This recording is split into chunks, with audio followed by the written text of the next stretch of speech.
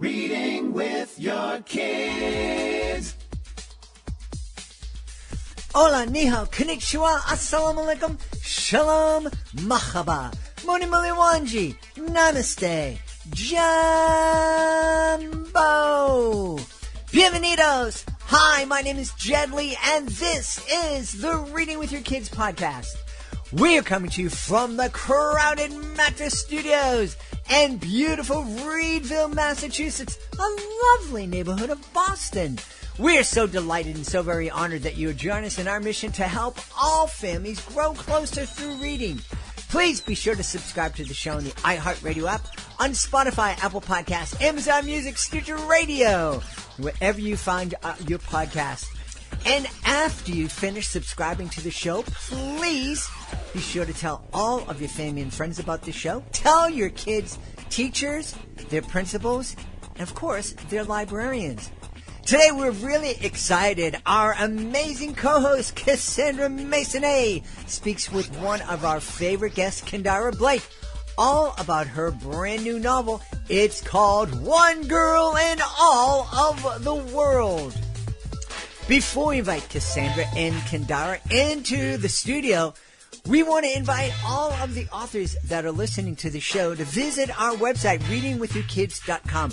Please click the Authors Click Here button at the top of the page. When you do that, you can get two very important pieces of information. First, you can learn how you can be a guest here on the Reading with Your Kids podcast. It's fun, it's easy, and it gives you the chance in a long-form conversation to tell the world all about your fantastic book, the inspiration for your book, and also letting folks know all about you.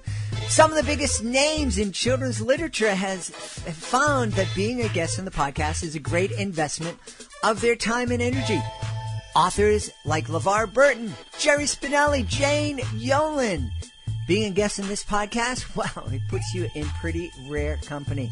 Hey, you can also learn about our fantastic Reading with Your Kids Certified Great Read program. If our panel believes that your book is worthy of 4 or 5 out of 5 stars, it becomes a certified great read. And with that status comes a number of really powerful tools that can help your book stand out from the crowd of books that are published every single month. You probably don't realize it, but there are literally thousands of books published every single month. It is hard to get noticed. We can help you. Find out more by going to our website, readingwithyourkids.com. Click on that Authors Click Here button at the top of the page and scroll on down. Welcome to today's episode of Reading with Your Kids. My name is Cassandra. Today's guest is Kendare Blake. Kendare writes young adult fiction, and her most recent work is One Girl in All the World, which was released on January 1st. And she's been a guest with us on Reading with Your Kids a couple times before. Kendare is joining us from Washington. So, Kendare, thank you for joining us again. Oh, thanks for having me. I've kind of lost count on how many times that I've chatted with Jed. I'm very excited to chat with you today. Thank you. So let's get right into it. Can you give us a rundown about what One Girl in All the World is about? Sure. One Girl in All the World is the second book in a series. So it is the second book in the Buffy the Next Generation series, which started in 2022 with In Every Generation. So Buffy the Next Generation, the series, is a direct continuation of Buffy the Vampire Slayer, the TV show. So it picks up roughly 16, 17-ish years after the series finale, and it follows the daughter of one of the main characters of that show, Frankie Rosenberg. Fans of the show will recognize the last name right away. She's the daughter of Willow Rosenberg, who was like our favorite witch. And when the series picks up, Frankie is just living her life in training as a young witch, going to school. Unfortunately, her Aunt Buffy and the other Slayers are attacked at their Slayer meeting, and all of them are suddenly presumed dead. And on top of that, as if that's not traumatizing enough, Frankie gets hit with like a ball of energy, and it's like she's the one who's called to be the next Slayer. So this series is kind of about the next generation of vampire slayers and also a new generation of Scoobies. So she has to form her own new Scooby friend group to help her fight the demons and the forces of darkness and protect the Hellmouth in New Sunnydale. So what inspired you to write about the Buffyverse? Well, Disney asked me to. That's the short of it. I mean, I obviously don't own Buffy. If I did, you'd know about it. Like, I would never stop screaming. But I've always been a fan of Buffy. I think I started catching the show when it was in season 2 and then like furiously tracked down all of the old episodes from season 1 so that I could be caught up. It was the first show that I was ever really, really obsessed with as a teenager. So when Disney approached me and asked me, hey, do you want to write this series that we've planned about the next generation? I didn't even need to hear what it was about. I was like, yeah, maybe we should talk about this more before I just say yes. And I knew I would say yes because 16-year-old me would have my head if I said no to Buffy. So besides the show being a huge role in this book, are there any other outside works that inspired the series? No, not consciously. Buffy takes in influences from lots of different places. Buffy is known for a ton of pulp culture references. At this point, Buffy has existed for so long that it's self-referential at times.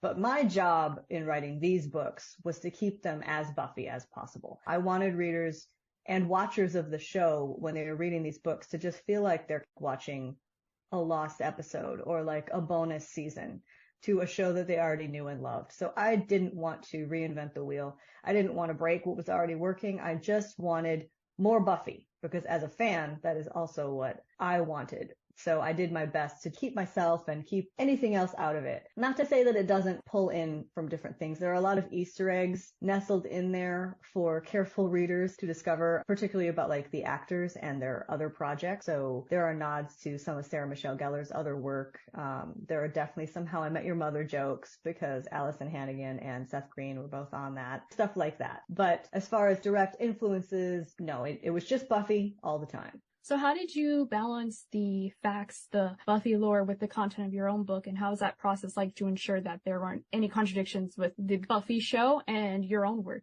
Well, as luck would have it, Buffy has just existed in my brain since it went off the air. I've rewatched the show multiple times. As I was writing the first book, I had a friend who'd never seen Buffy, which is not allowed. So it was a good opportunity to make her watch all of the episodes with me. So I got another refresher, and it was very easy keeping in canon. And there were some things that Disney let me fill in the blanks on. It wasn't too hard. So this is the first time I've ever played in someone else's sandbox. This is the first time I've ever walked around in someone else's universe. And I was worried that I'd write myself into a corner or come up against a rule that I just really wanted to break. But no, the Buffyverse's rules, I think they're good rules. They make sense. It's a world, despite being populated with demons and monsters, that feels very real and very lived in. So I didn't have any issues creating new stories there. The Buffy show does show its age from the 90s, so it'd be very interesting to see how these characters interact with the world around them in a different era, 16, 17 years later. That was a challenge on two fronts because I knew that I was dealing with characters that are well known and beloved, like beloved. And they're also beloved for me. But in the, almost 20 years since the show's been off the air? Yikes. We've all had these characters in our heads, and the longer they stay in our heads, the more we form a head canon. That's not exactly canon, but it is to us because this is where we feel like the characters would be after all this time. Or, we wonder what they're up to, and well, I'm pretty sure Willow would be doing this, and I'm pretty sure Oz might be doing that. But not everybody's is going to match up. So that was in my head early on. I know them, and I feel like I know what they might be up to, but I know also that not everybody's going to agree with it. And that was a little bit paralyzing because as a fan, I didn't want to disappoint other fans, but it was kind of inevitable. So I hope that the versions of these characters is just something that you can kind of roll with. I do think they retain enough of their original character essence that you could just be like, oh yes, this is Willow. It's maybe not the Willow that I thought she would be, but it's still Willow. The other part of balancing that was, since we were away from these characters for so long, we want to know what they've been doing for the last 17 years, but we're not going to see that. And I'm not going to painfully recap it in chapter 1 because 17 years, 16 years is a lot of time and a lot of stuff to go through. They've had so many adventures. They've had so many life changes. Willow's been raising a teenage daughter. I mean, Willow raised a toddler. There was a point in the past where Buffy, Willow, and Xander were bringing up baby. That was a thing that happened, but I'm not going to talk about it. And I realized that fans would have wanted to see that and would have to miss out on it. In an effort to catch people up, there were moments in book 1 especially where I had to have characters having conversations that if you think about it, they probably would have had a long time ago. But because as a fan, I'm like, this is one of those moments that we wouldn't have wanted to miss out on. It would have felt cheated if we hadn't had this conversation. So let's just pretend that they were very obtuse for 16 years and they've never thought of this until now, because we want to see it, not just as a flashback, but we want to see them work this stuff out on the page. So it was kind of a balancing act with that. And also there's definitely a generational clash. The original characters are parents now, essentially. The original teenagers have now become the Giles of the series. For Spike, that's literal because he becomes Frankie's watcher and the new school librarian after Willow puts a glamour on him to make him look older, which is of course horrifying to him. The younger generation have their own new problems. They're still dealing with the teenage experience, even though it's different than it was a generation ago. Some aspects of it are universal. We all remember what it was like to grow up. We all had the details of the struggles change, but the struggles themselves remain the same. And can I say that it's amazing how your books for this particular series are getting praised for how the characters are being portrayed? Because I think it's so important to know that in media, we've had a lot of revivals of popular series, shows from the 90s and the early 2000s. And in the past decade, we've been seeing a lot of disappointment and annoyance from many audiences about these revivals for not executing the original characters and the stories that they're in very well. So how does that feel for you as an author that you're getting praised for something that people get a lot of flack for? I mean, that feels really good. And it's a big relief too, because I was very afraid. Some of the decisions weren't mine. Some of the decisions about where people were in their lives were made by the Disney creative team. Disney owns Buffy now, so the Buffy creative team is now the Disney creative team. They were the ones that told me, okay, Willow's got a daughter. Her name is Frankie. I'm like, oh, cool. Willow's got a daughter. How'd that happen? we had to think about that. Oz is back in town. He's helping her raise the kid, and he also is raising his own cousin/nephew. Technically a cousin, but because of the age difference, they've kind of fallen into a nephew-uncle relationship. And Spike is now a watcher. I'm like, okay, cool. I mean, there is a certain thread through the Buffyverse where that could be totally true. So it wasn't that much of a leap to take the characters there. And then I just had to give them their realistic quirks, their voices, so that you could believe that, yes, this is what Willow would sound like 16 years later. This is what Spike would be like 16 years after having a soul. It feels really good. It feels really good. So setting aside mystery and monsters that are in the book, what other themes are explored in the series? And are there any personal or social issues that the new generation of the Scooby Gang encounters?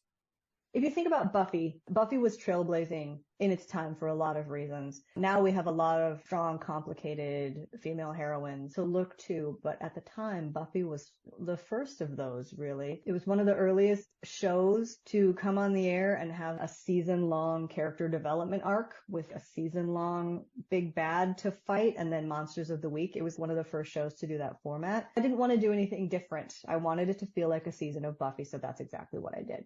There is an overarching villain of the entire series, but each book kind of has its own big bad moments. So in the first book, the big bad is a vampire called the Countess, and it's the first major hurdle that Frankie has to overcome. Kind of think of her as the master that Buffy has to face in season 1. But within that, I was able to tackle some Monsters of the Week. I had a lot of Monsters of the Week planned. Unfortunately, it takes a lot of words to get a story told, and every generation is not short. Both of these books come in at close to 100,000 words. It's kind of ridiculous, and I only have time for one Monster of the Week. Buffy used to handle a lot of issues head on in those self-contained kind of Monster of the Week episodes. Especially in the first few seasons, you'd get a lot of great monsters that stood in for the metaphors of the horrors of high school. The fear that you're not being seen, fear that you're invisible, bullying, parental expectations. Since it had already tread those, I wanted to do something. So one of my first Monsters of the Week was the Instagram demon, basically, where a demon sets up a fake Instagram profile and then makes people post to it and sucks the energy out through their posts. So, that just kind of brought the Monster of the Week thing into a little bit of a modern spin and was kind of like commentary on how we're supposed to present ourselves constantly on social media and the pressure to be perfect, even though the Instagram person that you're trying to impress is also just fake. It's all staged. That's been kind of fun, being able to bring in that kind of stuff. But yeah. So can we also talk about how LGBTQ themes are also present in the book? And I know this is something that's really important in the show, especially with Willow, who happens to be Frankie's mother. Yes, this is something that we've tried to handle very carefully because it's so important. Willow is not only gay, she's like a gay icon. One of the first gay icons. She was trailblazing in the time of TV. We had to tread carefully when it came to Willow. There's been a lot of fan discourse in the interim years as our understanding of gender has changed, as our understanding of sexuality and attraction have changed. People have looked back at the show and back towards Willow, sometimes with a different lens, and said, well, if Willow was a character today, she would maybe be considered bi rather than gay. And there could be a case to be made for that, but Willow in the show identifies as a lesbian, and personally, I think it's just very important for lesbians to have that since she is such an icon. It's like we're trying to really thread the needle there, having Willow 16 years later have a modern viewpoint and obviously is a person who's done a lot of thinking and self-discovery over the course of her sexuality while still maintaining, despite the spectrum of attraction, despite any lingering feelings that she might have for people in her past or things like that, she still does identify as a lesbian and as gay. We could never skirt those issues, despite the fact that those issues are complicated, and we could never skirt them because it is core to what Buffy is. As a show, as a fandom, as a property, it's ingrained because they blaze that trail. It'll always be part of the Buffyverse. Of course, I was not alive when Buffy was out, but I do know how in pop culture media, Willow as a character being an LGBT icon is so important, and with her many love interests, there's a lot of discourse about who she should end up with. She's got to be 100% gay or 100% straight. I think that's really interesting. You brought up how she could be bi in this time, but her sexuality is really important. And I think it's almost very delicate in a way for the fans to talk about. It is, yes. From what I've seen, the Buffy fandom is terribly cool. They are cool with each other. It's a chill, thoughtful headspace to hang out in. Sometimes, little dust-ups can occur and people have really strong feelings about this in one way or another, but there's mostly been kindness from what I've seen. So I think it's good. I hope we haven't upset anybody, and that wasn't our intention. We're never going to get it right for everybody. I mean, we had sensitivity readers. We had people brought in to kind of talk about this. I knew Willow belongs to so many people. So she was the hardest character to navigate in her personal life because I felt like Willow is the one that as a fandom we hold the most dear. There's always that one character that people pile onto and just dogpile protect, and I feel like that's Willow within the Buffyverse. She got a little bit of extra thought for sure. Yeah. Also, she's just a really complex character to work with. You always say a good character contains multitudes, but Willow really does. There's a lot on her plate. She's doing a lot. She was one of my favorite characters to write, but I would definitely say she was the most challenging. I understand from that perspective. People tend to hold characters very close to them, especially if they've done a lot for a show, just very valuable towards a community. So I totally get that. There might be some discourse, but I've never seen anything too crazy. Yeah, discourse is great. Discourse is necessary, but yeah, when it's kind of this really personally held stuff that's really personally important to people, it can get a little heated sometimes, which is understandable. We talked a lot about the Buffy show and how it's important to your book, of course, but could someone who's never watched Buffy or know anything about it read your books? Okay, that's hard to say.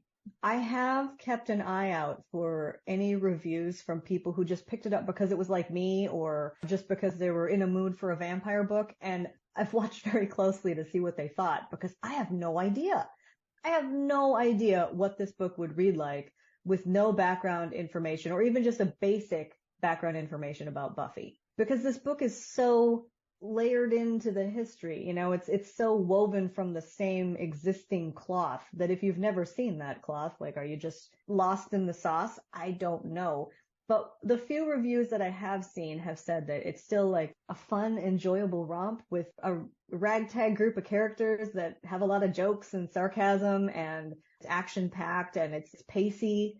It's just a good paranormal adventure story. So I think people could. But of course, the goal then is to if you enjoy the book without having seen Buffy, well, now just go back and watch the show, all 7 seasons. They're streaming on Hulu. That's that's my whole goal, is to get more Buffy fans.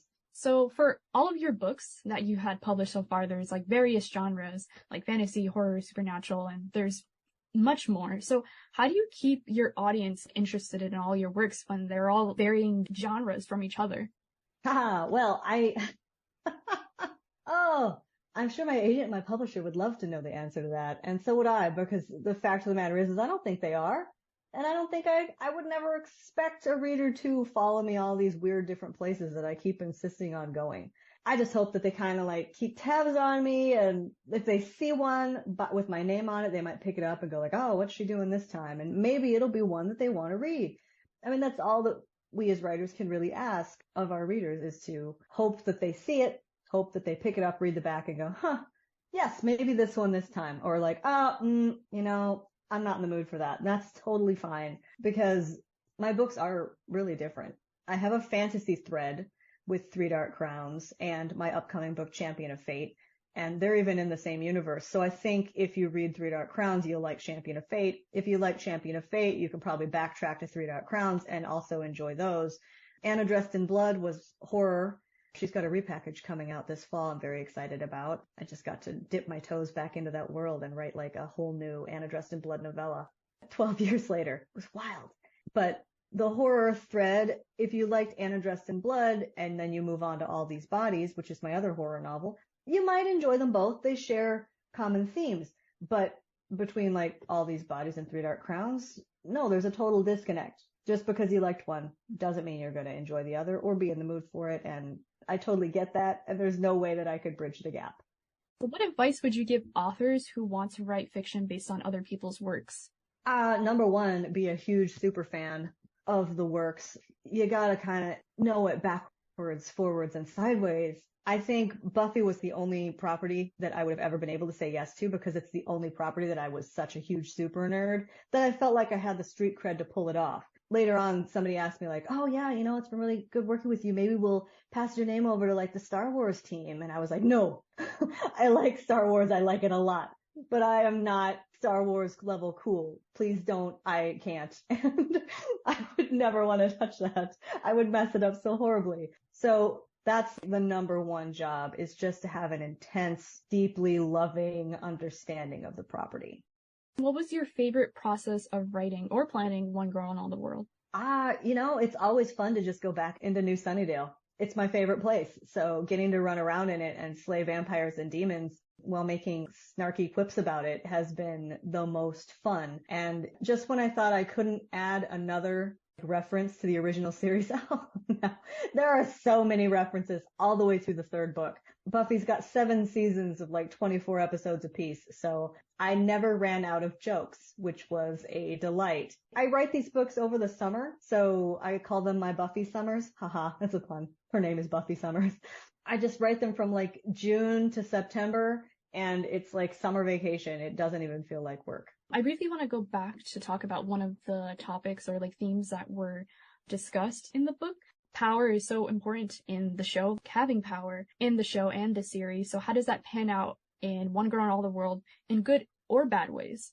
Power is one of the big questions of the series, the show and Buffy the Next Generation series. People who know how the Buffy show ended know that the power structure was kind of upended, but there are lingering questions about what that meant. And the Buffy team, in giving me this particular big bad, it's another, I won't spoil anything, but giving me this particular villain set, they were directly confronting what has happened to the power structure, who has it, who bestows it, who decides what their own power is.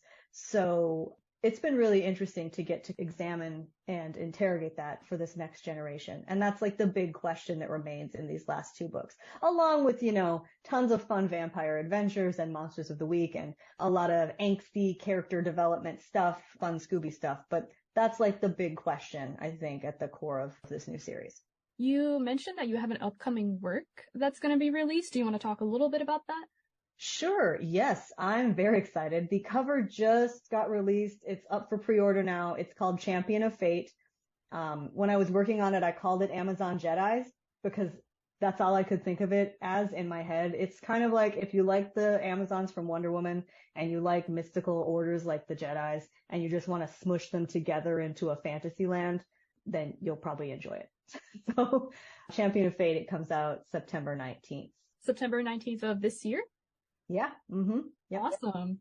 So before we go, Kendare, do you want to plug in any of your online platforms? Sure. I'm mostly on Instagram these days, and my handle is just Kendare Blake. So very easy to find me. I am on Twitter. I don't post there a lot these days, but if you at me, I'll usually respond to you. And then you can always find me via my website, kendareblake.com. Awesome. And that's all the time we have for today. Kendare, thank you so much for joining us once again on Reading with Your Kids. Oh, thank you so much. It's been fun. Yeah, nice talking to you. Thank you so much. Please be sure to join us for the next episode of the Reading with Your Kids podcast. It's episode 5 in our Reading with Your Kids in Espanol series.